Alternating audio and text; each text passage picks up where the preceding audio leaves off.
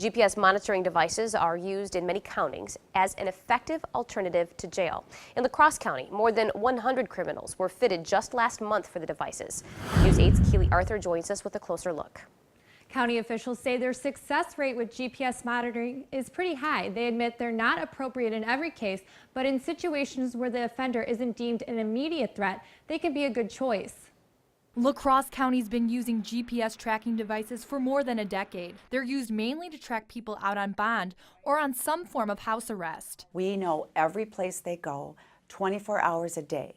If they're on a schedule, we know exactly where they're supposed to be by the inclusion zones. And if they go out of those inclusion zones, that monitor helps us get them back on track.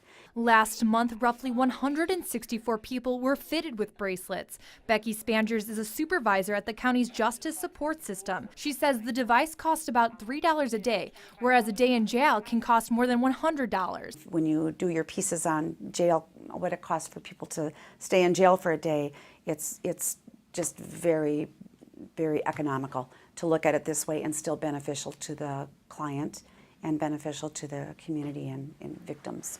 Those charged with drug or alcohol crimes and sex offenders are the most likely candidates. The bracelet tracks anywhere they go and lets people like Spangers know if it's been tampered with. We get an immediate message telling us that this person is no longer being monitored because the tie has been severed.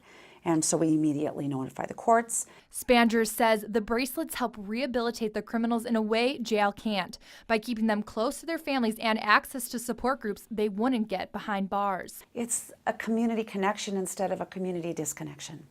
The GPS devices are under something that is called passive monitoring, meaning people aren't tracked in real time. Rather, authorities get a report on their whereabouts a day later.